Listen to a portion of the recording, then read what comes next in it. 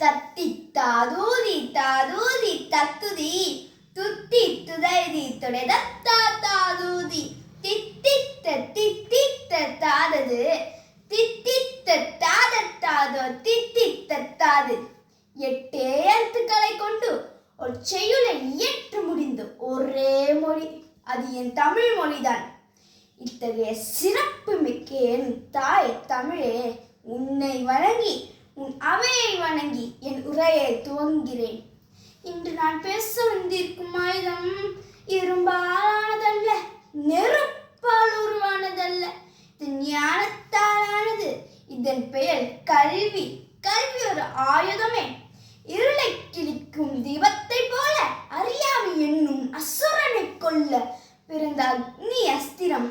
எண்ணி பாருங்கள், வறுமை பிடியில் சிக்கி வழி தெரியாமல் தவிக்கும் கோடி கண்ணுக்கு வானத்தை திறந்து காட்டும் ஜன்னல் இந்த கல்வி. இது வெறும் ஏட்டுச் சொரக்கை அல்ல, இது ஏரின் கூரையை தாங்கும் தூண், இது அடிமையின் விலங்கை உடைக்கும் சம்மட்டி.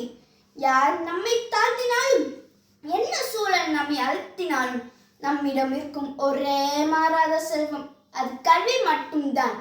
நண்பர்களே, ஒரு முறை அப்துல் கலாம் ஐயா சொன்னார், கல்வி என்பது மனிதனின் நம்பிக்கையை வளர்க்கும் சக்தி, அந்த நம்பிக்கையை ஒரு நாட்டை மாற்றும் சக்தி.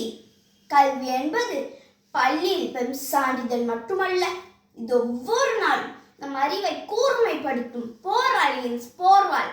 சமத்துவத்தை நிலைநாட்ட, சமூகத்தின் அவலங்களை ஒழித்திட, பொய்களை கிழித்திட, புதிய கண்டுபிடிப்புகளை படைத்திட கல்வி என்னும் ஆயுதம் வேண்டும். ஒரு பெண்ணின் கையில் இந்த கல்வி ஆயுதமாய் இருந்தால் அவள் குடும்பமே தலை நிமிரும். ஒரு ஏழை தொழிலாளியின் கையில் இந்த கல்வி ஆயுதமாய் இருந்தால் ஒரு நாட்டின் பொருளாதாரமே உயரும். உனக்கூடி இருக்கும் திறமையை, கனவுகளை, தேடல்களை இந்த கல்வி பாலமாய் இருந்து இணைக்கட்டும். எண்ணி துணியுங்கள், எழுந்து நில்லுங்கள், நாட்டின் முன்னேற்றம் நம்மால் துவங்கும். கையேந்தி நிற்காமல் கடமையுடன் உழைக்க, நாளைய தலைமுறை நல்வழியில் நடக்க கல்வி கற்க வேண்டும். கல்வி ஒரு ஆயுதமே. கையில் எடுத்திடுங்க, காலத்தை வென்று சாதனை பல படைத்திடுங்க. நன்றி, வணக்கம்.